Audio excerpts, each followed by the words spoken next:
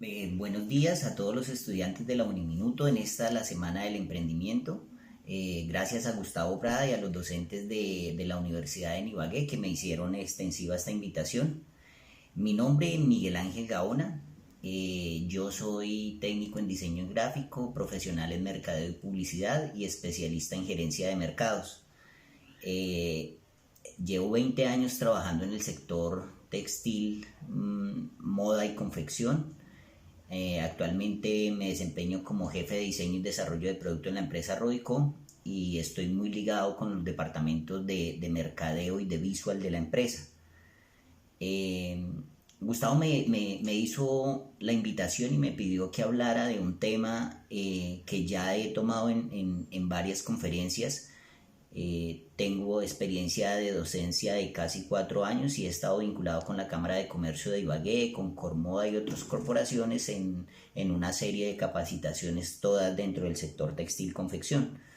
Y he tocado este tema del valor de la marca de manera repetitiva porque considero que dentro de la experiencia que tengo me parece que es un factor fundamental cuando hablamos de emprendimiento.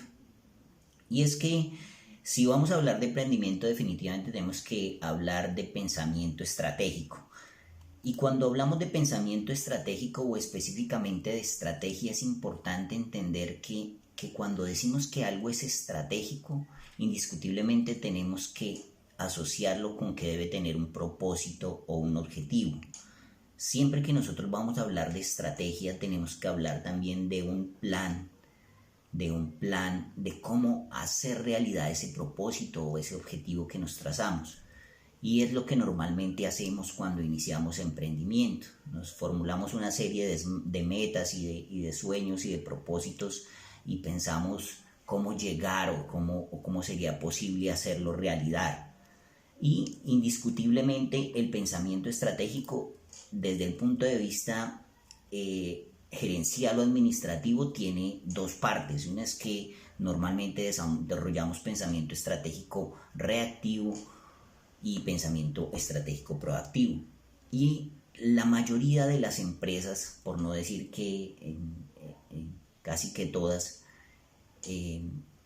acostumbran de una forma muy cotidiana a trabajar sus estrategias en torno al pensamiento reactivo, y es decir, cómo van reaccionando a una serie de situaciones que en la mayoría de los casos no han previsto o no han logrado anticipar, y eso hace que la economía o la mayoría de los sectores tengan de alguna forma muchas dificultades por eso.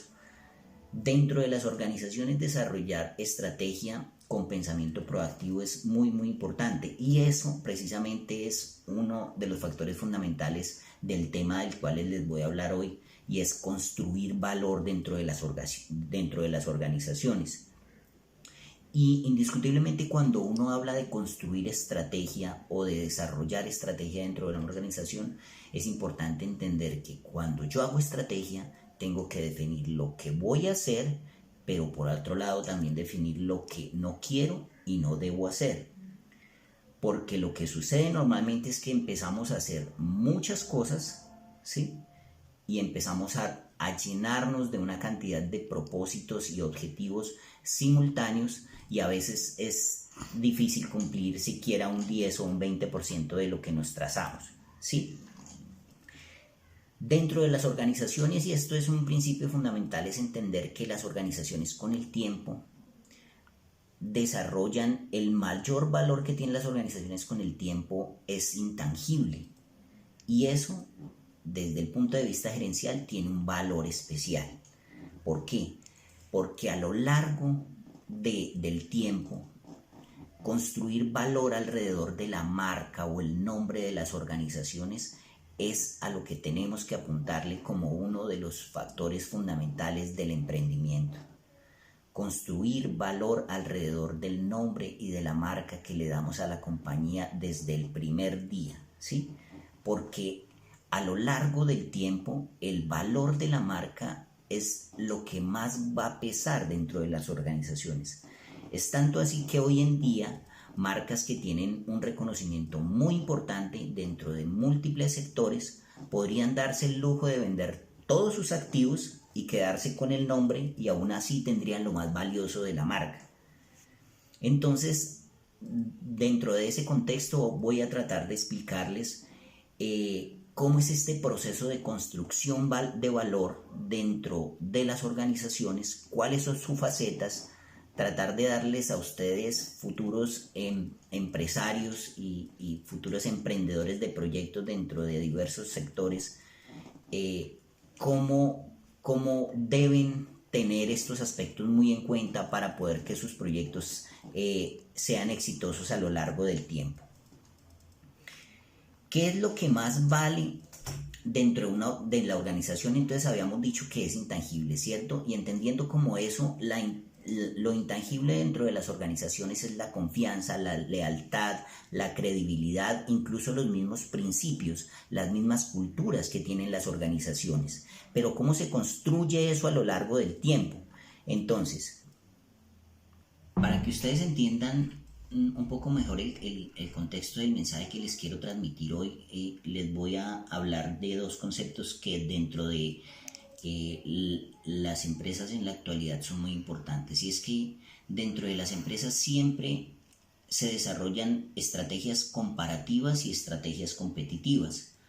Cuando hablamos de estrategias competitivas, son las estrategias que se dan a largo plazo y son aquellas que tienen un camino largo y que deben tener una continuidad dentro de las organizaciones y que no son fáciles de conseguir, que se construyen día a día, mes a mes, año a año.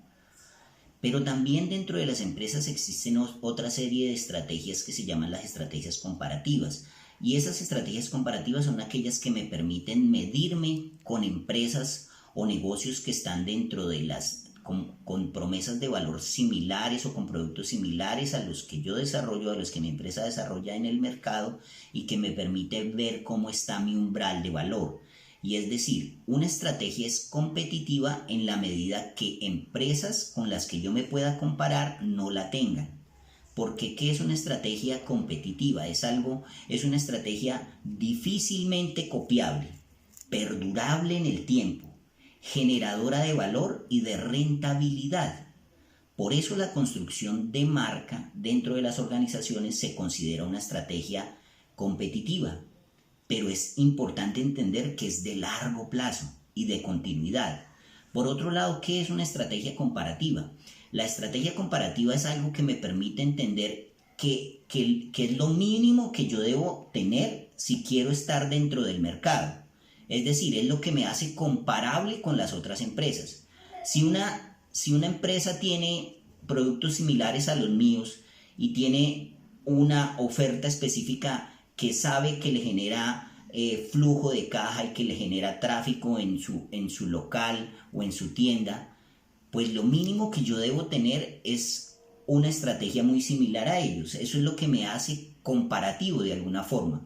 Y desarrollar estrategias comparativas normalmente no es difícil, porque basta con compararme con los demás y saber qué debo tener yo para que los clientes sepan que si él lo tiene, yo también lo tengo.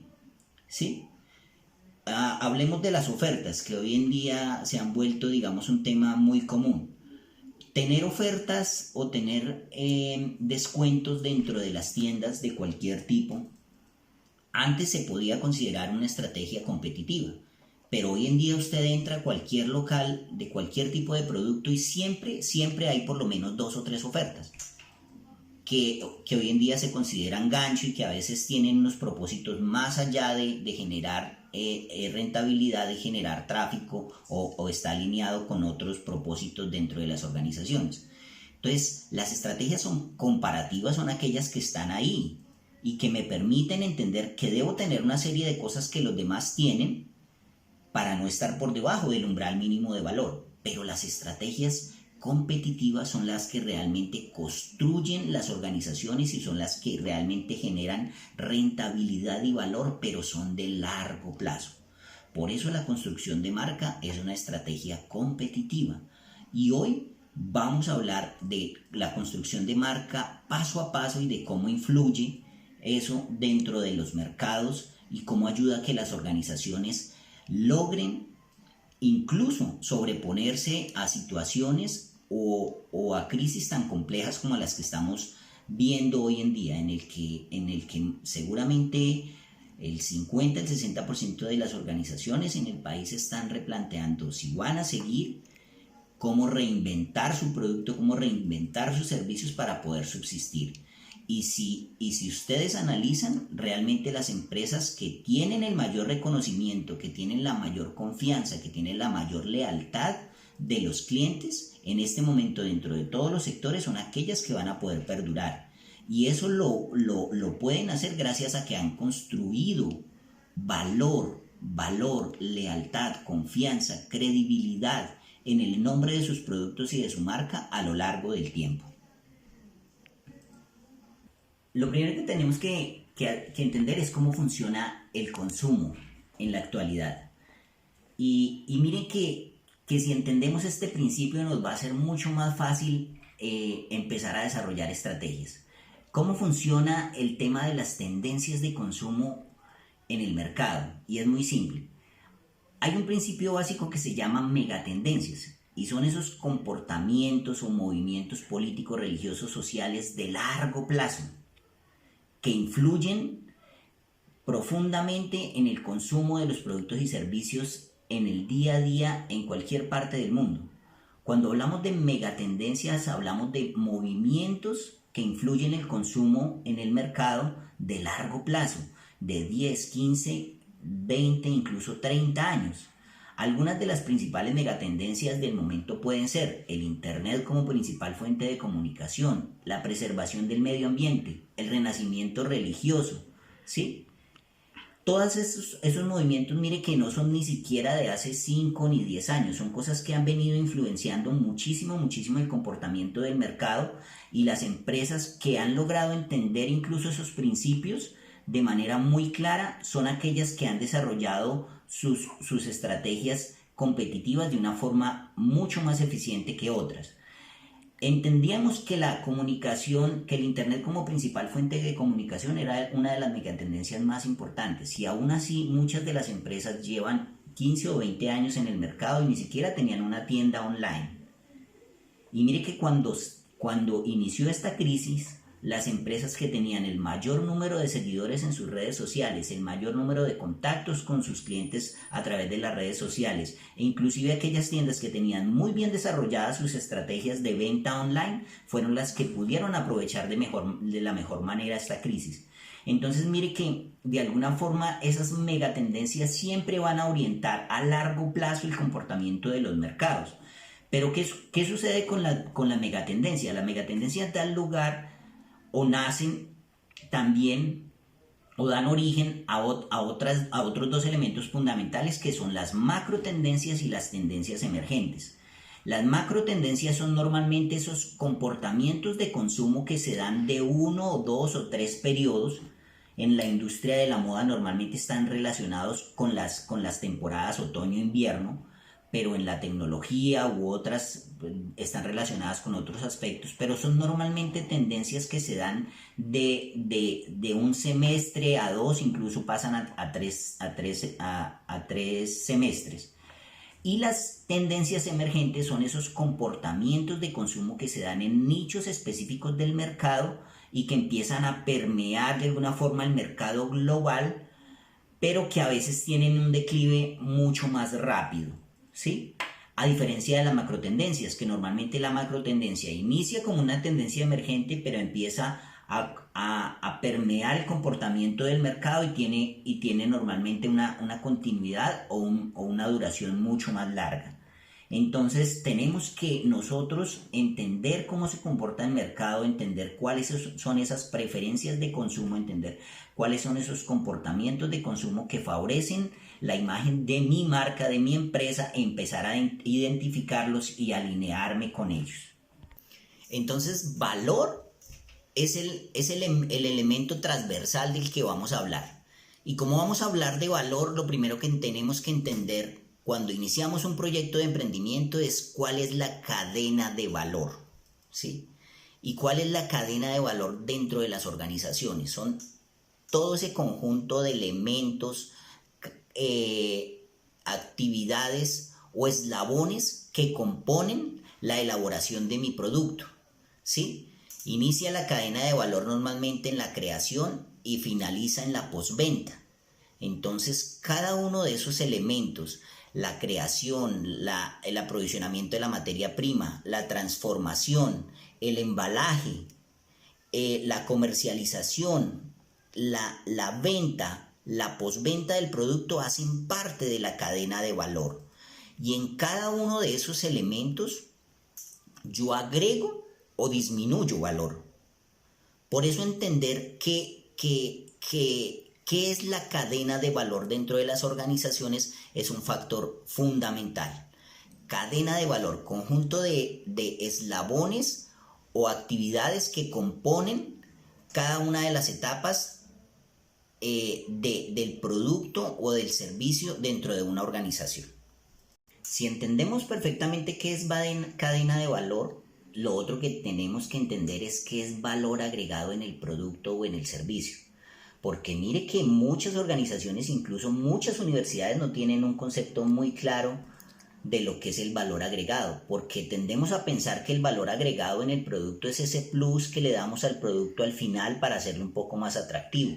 Y lo que tenemos que entender es que ese plus que nosotros le damos a ese producto, algunos clientes lo valoran de una manera, pero otros no. Entonces, valor agregado en el producto, y para que este concepto quede claro, es todo lo que una empresa invierte desde que se concibe la idea del producto hasta que llega al consumidor final. Hay valor agregado en la creación del producto, hay valor agregado en la materia prima, hay valor agregado en la transformación, hay valor agregado en la comercialización, hay valor agregado en el respaldo que yo le doy al producto, y hay valor agregado en la postventa. Porque ¿qué sucede? Que algunos clientes valoran ciertas cosas de mi producto y otros pueden valorar otras. Entonces yo no puedo dar por dicho que el valor agregado en mi producto solamente puede estar en ese plus al final, porque el valor agregado dentro de los productos está en toda la cadena. Y vamos a ver más adelante cómo está relacionado el valor agregado del producto en toda la cadena con el precio que yo le doy a mi producto al final. Si entendemos qué es cadena de valor, y si entendemos que el valor agregado en el producto está desde que se concibe la idea hasta que llega al consumidor final, tengo que entender que yo debo tener como empresa o como emprendedor una propuesta de valor. ¿Y qué es una propuesta de valor? Son ese conjunto de beneficios normalmente intangibles que yo le ofrezco a mi consumidor, que me hacen diferente a los demás, pero que tiene un componente primordial, y es que me haga no solamente diferente, sino también elegible. Porque yo puedo ser diferente pero no elegible. Y entonces, antes de generar una propuesta de valor, yo tengo que entender qué me hace diferente, pero también qué me hace elegible. Porque si yo le ofrezco al mercado agua y es sencillamente agua, ¿quién tiene el poder?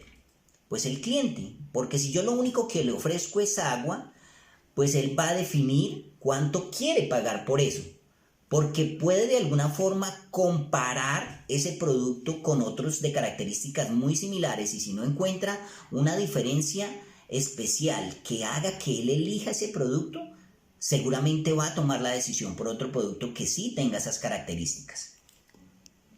Entonces, entendido esto, es importante entender que los mercados hoy en día son cada vez más focalizados y segmentados. Yo no puedo iniciar un proyecto de emprendimiento sin entender a quién voy a dirigir mi producto y qué características tiene ese consumidor. Debemos focalizar mucho el mercado y caracterizarlo de una manera muy detallada. No solamente en términos de edades y género, porque esos ya son elementos que hoy en día han trascendido a un segundo plano. Lo que tenemos que entender mucho es su actitud de consumo. ¿Dónde compra? ¿Por qué compra? ¿Con quién compra? ¿Sí? ¿Cada cuánto compra? ¿Qué lo motiva a comprar? ¿Sí? todos esos elementos fundamentales de alguna forma empiezan a converger y a ser un factor fundamental para que yo pueda empezar a focalizar mi mercado y pueda empezar a desarrollar una propuesta de valor lo suficientemente consistente e interesante para que sea y que sea atractiva para ese nicho de mercado. Cada vez los productos son más focalizados y más específicos a ciertos nichos de mercados. Yo puedo tener 3 restaurantes dentro de mis opciones, pero yo tengo un restaurante de preferencia para ir a tomarme una cerveza con mis amigos y a compartir una comida con mis amigos, y puedo tener un restaurante también de preferencia para ir a pasar a almorzar con mi esposa y con mis hijos. Mire que de alguna forma el restaurante que tal vez tenga el juego para los niños, donde ellos se puedan divertir e entretener, el hecho de que nomás tenga ese componente ya puede ser incluso más atractivo que otros restaurantes, solo por el hecho de que tenga esos juegos. Porque para mí en ese momento, ese elemento que tiene ese restaurante tiene un valor muy importante, incluso mayor que la carta o el menú que pueda tener, que pueda comparar con otros restaurantes. Entonces, entendiendo eso, es importante focalizar el mercado y entender qué es lo que quiere o qué es lo que pretende encontrar el consumidor dentro del producto o el servicio que va a comprar. De esa forma yo me puedo relacionar de una mejor manera con mi cliente y generar una conexión emocional. Es parte del proceso. Si yo no focalizo bien el mercado, vienen como a relucir 2 estrategias que son muy comunes. Una es la estrategia del mercadeo terrorista, y es aquel que lanza una bomba y tiene un daño colateral inmenso, y tal vez le apunte una cantidad de cosas a una cantidad de personas y logre pescar 4, 5, 6 de los consumidores que necesitan mi producto. Por otro lado está el mercadeo francotirador, y es aquel que tiene una fotografía exacta, incluso con una descripción muy detallada de cómo se comporta su consumidor y dónde lo puede encontrar dentro de ese grupo de personas a las que le está apuntando, o a ese mercado al que está llegando de una manera general. Si bien la propuesta de valor dentro de las organizaciones es algo que es transversal, es completamente dinámico, y es decir, que se tiene que ir adaptando a las situaciones y a la misma dinámica del mercado. Entonces, si hablamos de propuesta de valor por un lado, tenemos que hablar de percepción de valor por el otro. Y cuando hablamos de percepción de valor, viene indiscutiblemente un término a tomar relevancia, y es el precio. Cuando yo no sé qué valor le genera mi producto o mi servicio al cliente dentro del mercado, yo tengo dificultades para definir el precio. Si yo siento que mi producto no es lo suficientemente, o que mi propuesta de valor no es lo suficientemente consistente, y yo no estoy seguro del valor que genero, yo no voy a tener la seguridad de darle un precio a mi producto, y entonces voy a tener que empezar a tantear cómo está el producto frente a la competencia, cómo es ese producto, y a empezar a hacer esas comparaciones que las tengo que hacer. Normalmente las tengo que hacer, pero normalmente tengo que empezar a recurrir a ellas de manera más reiterativa para poder definir el precio del producto o del servicio dentro del mercado, porque no sé qué valor está generando, y cuando no sé qué valor genera el producto dentro del mercado, es difícil definir el precio. Y cuando yo hablo de percepción de valor, indiscutiblemente tengo que hablar de algo que significa el umbral mínimo de valor. Y el umbral mínimo de valor son todas aquellas cosas que están ahí dentro del mercado y que la mayoría de las marcas o los competidores la tienen, y que es lo mínimo que yo debo tener. El umbral mínimo de valor es algo que las compañías tienen que cuidar muchísimo, porque a veces las compañías se preocupan muchísimo por generar una cantidad de expectativas y una cantidad de plus adicionales en el producto, y descuidan otros que son verdaderamente importantes. ¿Cuáles son esas esas características que tienen los umbrales mínimos de valor, y les voy a poner un ejemplo muy coloquial. Y el umbral mínimo de valor es lo mínimo que el cliente espera cuando adquiere mi producto o mi servicio. Y normalmente está muy relacionado con la propuesta de valor. Y entre más costoso es el producto, más importancia toma el umbral mínimo de valor. Y el ejemplo es sencillo. ¿Qué es lo mínimo que yo espero encontrar cuando voy a un hotel? Y es que haya papel higiénico en el baño. Pero ¿qué sucede cuando no está? Es lo mínimo que yo espero, pero ¿qué sucede cuando no está? La insatisfacción es enorme. Entonces, el umbral mínimo de valor, miren que no genera mayor satisfacción, porque es lo mínimo que el cliente espera. Pero si no está, genera una insatisfacción enorme. Por eso incluso muchas empresas, y ahora con este tema de los domicilios y de las entregas puerta a puerta, ha cobrado un valor enorme el cómo llega mi producto y el qué tan a tiempo llega mi producto. A veces incluso estoy dispuesto a pagar mucho más por un producto, por aquellas empresas que me generan la confianza suficiente de que el producto me va a llegar en un muy buen estado y a tiempo. Entonces el umbral mínimo de valor es algo a lo cual las empresas tienen que empezar a prestarle muchísima importancia.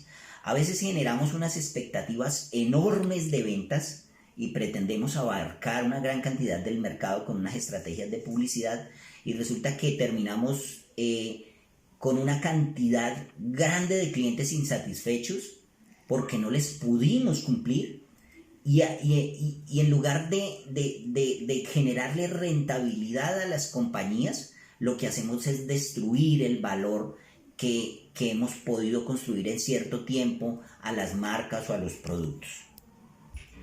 Entonces no olvidemos eso que es fundamental. El umbral mínimo de valor son aquellos beneficios mínimos que el cliente espera encontrar, y más allá de empezar a generar expectativas de beneficios de deleite, que si bien son importantes, es que las empresas se preocupen por cuidar los beneficios mínimos que yo debo brindarle a mi cliente, porque esos son los que realmente consolidan la confianza y consolidan la relación entre el cliente, el producto y la marca. Pero por otro lado también están los beneficios de deleite, y es que si bien yo tengo bien cubiertos esos beneficios mínimos, yo puedo empezar a generar unos beneficios de deleite, y son aquellas cosas adicionales que el cliente no espera encontrar, pero que si las encuentra ocasionalmente hacen que su experiencia de compra sea mucho más placentera y diferencial. Y en otra escala están los beneficios adicionales. Esos son los beneficios adicionales, y los beneficios de deleite son esos que están en una escala muy superior, que normalmente cuestan mucho dentro de esas organizaciones, pero que muchas empresas le apuntan a hacer beneficios de deleite muy puntuales y muy pocos dentro de una temporada, pero que logren generar un impacto muy grande dentro de los mercados o dentro de esa relación que se tiene con los clientes. Entendiendo qué es propuesta de valor y entendiendo qué es percepción de valor, nacen 4 conceptos fundamentales dentro del mercadeo. Y es cuando un cliente considera un producto costoso, económico, barato y caro. Cuando un producto es costoso para un cliente, cuando independiente del precio que tiene dentro del mercado, me genera tanto valor que estoy dispuesto a adquirirlo. O si no, pregúntenle a iPhone y a Samsung, que se pelean en el mercado, y pregúntenle a iPhone cuántos años llevan las personas haciendo cola para comprar siempre que sale una actualización de los celulares de esta marca, porque son tanto el valor que le genera que están dispuestos a pagarle. Se invierten en ese producto mucho más de lo que invierten en muchos otros productos, porque les genera demasiado valor. Entonces un producto es costoso cuando estoy dispuesto a pagar por él, pero porque me genera valor.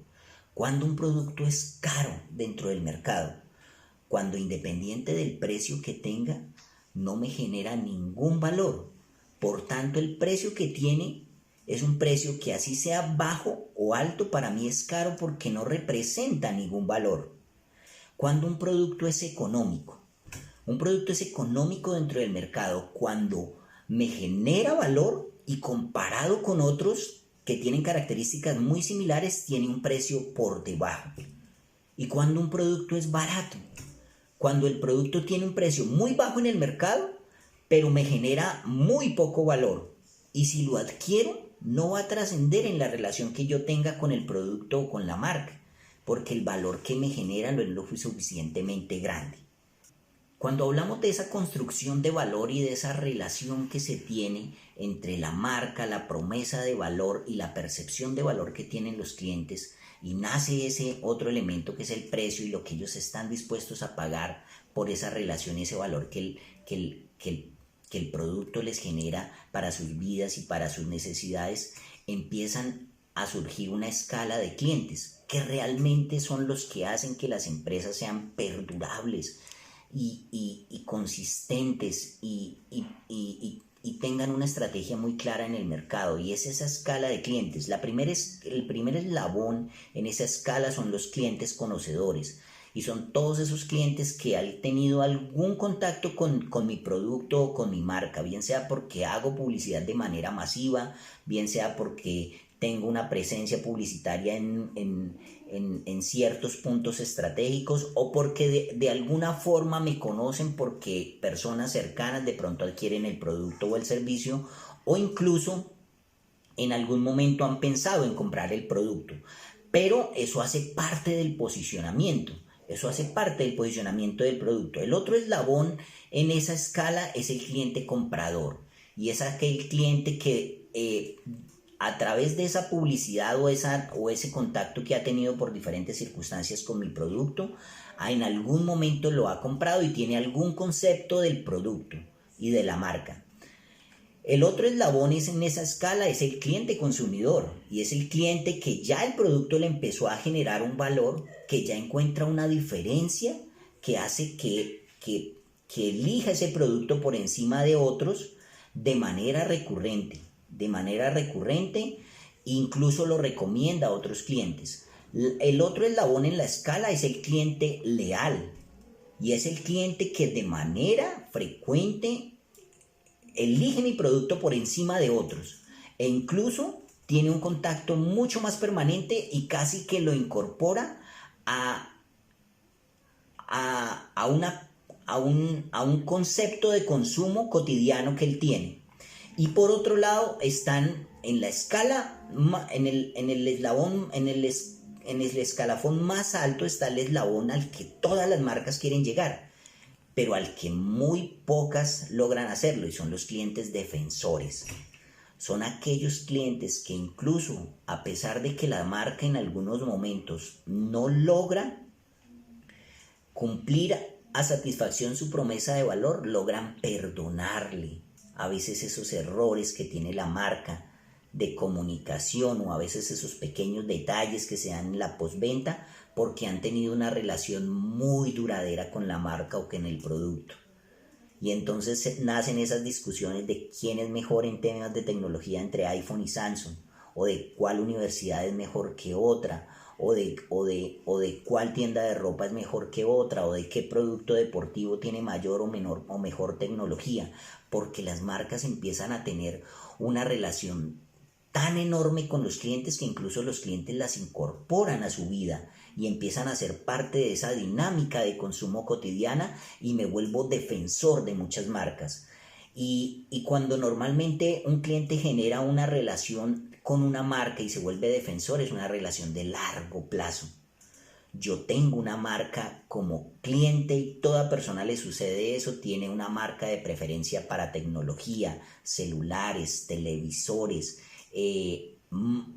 automóviles, motocicletas, ropa, implementos deportivos. Siempre habrá una marca que es de preferencia personal, porque normalmente he construido una relación con esa marca que se ha dado de largo plazo, y que he tenido una relación con esos productos y me ha generado una confianza, y yo he podido empezar a generar una lealtad hacia esa marca y hacia esos productos a lo largo del tiempo. Esos clientes son a los que queremos llegar, y esos clientes son los que hoy en día, dentro de situaciones o crisis como las que están sucediendo, como la que está sucediendo en este momento, logran hacer que las marcas perduren en los mercados y son a esos clientes a los que tenemos que apuntarles en nuestros proyectos de emprendimientos, a entender que yo tengo que construir una relación de largo plazo con mi cliente. Aquí no solamente es importante la venta, porque más importante que la venta es la postventa y es la continuidad y la relación que yo tengo con mi cliente.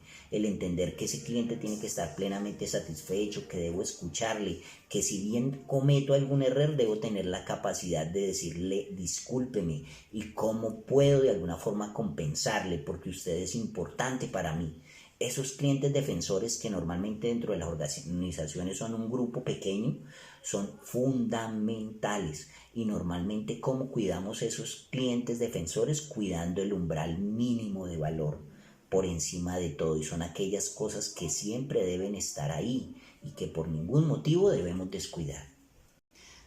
Muchachos, diferenciarse hoy en día es cada vez más difícil. Miren que los costos, la innovación, los sistemas de producción, incluso la formulación de los productos es cada vez más sencilla.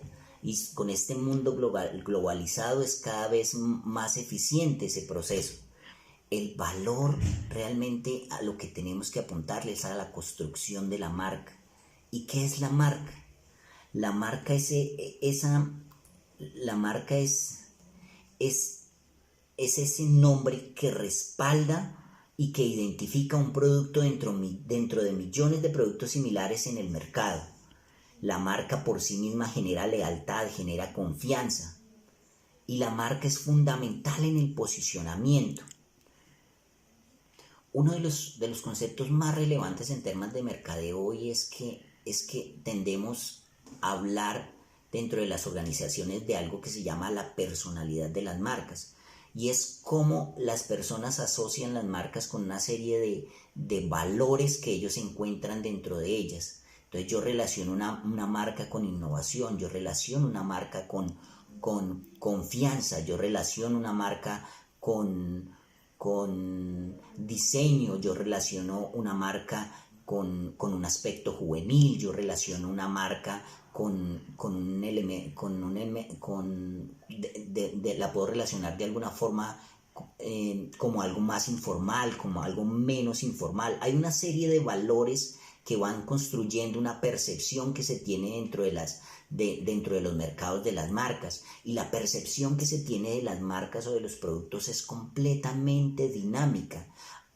Construimos nuestra relación con las marcas de la misma forma en la que construimos nuestra relación con las personas. Yo tengo un concepto de una persona y en la medida que yo me relaciono o interactúo con esa persona, ese concepto cambia porque es completamente dinámico. Entonces yo puedo tener la percepción de que esta persona es un poco seria, pero si la conozco, de pronto me doy cuenta que es divertida, de pronto me doy cuenta que tiene un sentido del humor muy agradable, de pronto me doy cuenta que me interesa mucho, que tenemos temas que son muy afines. De forma muy similar como me relaciono con las personas, me relaciono con las marcas. En la medida que yo interactúo con ellas, empiezo a tomar confianza, empiezo a encontrar valores y características dentro de los productos.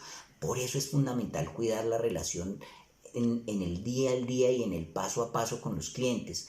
Todos los eslabones agregan o quitan valor. Yo puedo tener mucho valor agregado en la formulación del producto, puedo tener mucho valor agregado en la producción, puedo tener mucho valor agregado en el control de calidad, pero puedo descuidar el valor en la comercialización. Que un cliente no esté lo suficiente, que un asesor no esté lo suficientemente capacitado, que un asesor de pronto no tenga que no se relacione de la mejor manera con el cliente en la tienda. Hay muchos aspectos dentro del servicio que pueden disminuir el valor del producto, el cual yo he podido cuidar en otros eslabones. Entonces es fundamental entender que este posicionamiento y construcción de la marca es día a día, paso a paso, semana a semana, mes a mes y año a año. Cuando hablamos de construcción de marca, indiscutiblemente tenemos que hablar de posicionamiento. Y posicionamiento es ese lugar que ocupa mi marca dentro de la mente de los consumidores, y es ese concepto que tiene el cliente de mi marca y de mis productos, y ese concepto que ha creado en la medida que ha podido interactuar y tener una relación en todo sentido con el producto. Y cuando hablamos de posicionamiento hablamos de 4 aspectos fundamentales. 1 es el nombre comunicativo, 2 es el símbolo, 3 es el eslogan y 4 son los colores. El nombre comunicativo es tal vez el que tiene el primer nivel y es el más importante, y es cómo suena, cuál es el sonido que hace que sale de mi boca o que sale de la boca de cualquier persona cuando se pronuncia el nombre de mi marca. Coca-Cola, Nike, Adidas, Reebok, iPhone, Samsung. Ese sonido es el nombre comunicativo, y normalmente ese nombre comunicativo se va convirtiendo en el primer eslabón del posicionamiento. El segundo es la simbología. La simbología es esa forma que caracteriza y que representa gráficamente mi producto o mi marca. El tercero es el eslogan. Normalmente el eslogan define la propuesta de valor o el beneficio o lo que mi marca me promete cuando hace su publicidad. Entonces, nombre comunicativo, símbolo y eslogan. Y en el cuarto nivel están los colores. Normalmente darle continuidad a un color o a unos colores dentro del posicionamiento de la marca es lo más apropiado. Si hablamos hoy en día, por ejemplo, del éxito, sabemos que el color amarillo es un color que se identifica plenamente con la marca. Si hablamos de Coca-Cola, sabemos que el color rojo hace parte de su imagen. Esos 4 niveles de posicionamiento son fundamentales, y lograr esos niveles de posicionamiento es algo que tarda muchísimo tiempo. No solamente por esa permanencia y esa consistencia de todos esos elementos a lo largo de la vida del producto en el mercado, sino también por la forma en la que se relacionan esos elementos en la comunicación con los clientes. La propuesta de valor es fundamental, muchachos. Focalicen su mercado, definan y construyan su cadena de valor, entiendan que el valor agregado en el producto está en cada uno de esos eslabones, definan una propuesta de valor lo suficientemente consistente y duradera que se vuelva transversal, pero tenemos que entender que también es muy dinámica ese concepto de transversalidad de la propuesta de valor, y tenemos que entender que el posicionamiento de las marcas dentro de los mercados es lo que hace que las marcas perduren. No descuiden la lectura de las megatendencias y de las macro tendencias, y tengan especial atención por las tendencias emergentes.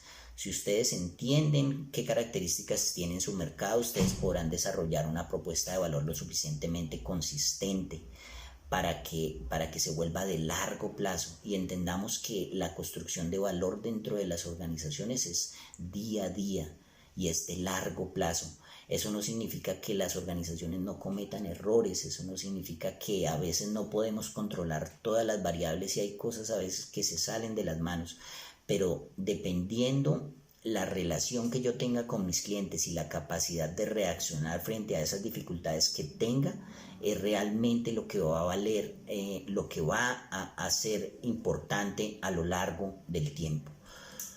Hoy en día, en medio de esta situación y de estas crisis, muchas empresas han encontrado grandes posibilidades de reinventarse, grandes posibilidades de hacer cosas diferentes, grandes posibilidades de abrirse oportunidades dentro del mercado.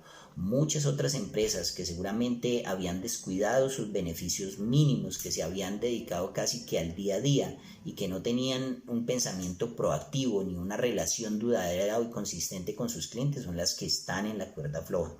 Pero tengan la plena seguridad que si una empresa tiene una base de datos importante de clientes, que si tiene una relación con sus clientes, seguramente le ha permitido empezar a desarrollar comunicación, estrategias, productos y infinidad de elementos y recursos que han podido tener para que se puedan reinventar, incluso en dificultades y en situaciones como las que suceden hoy en día. Ya para finalizar, el emprendimiento desde mi punto de vista personal es un derecho y es un deber. Es un derecho porque todos tenemos derecho al emprendimiento. Cualquier persona puede emprender. Toda persona tiene derecho a soñar, toda persona tiene derecho a desarrollar un proyecto, pero las ideas son buenas cuando se ejecutan y cuando desarrollamos un plan, porque si no sencillamente son ideas. Y por otro lado, agradecimiento especial a quienes me invitaron. Para mí es un privilegio estar aquí, la docencia me gusta muchísimo, siempre que tenga la oportunidad lo voy a hacer y invitarlos a que conozcan la empresa Rodico. Es una empresa de Ibagué para Colombia, y a que conozcan la estrategia tan interesante por la que nos ha permitido, nos ha orientado nuestro gerente, y que nos ha permitido de alguna forma reinventarnos, y que estamos seguros que vamos a poder salir adelante incluso en esta situación en la que se está presentando. Muchísimas gracias y un saludo para todos.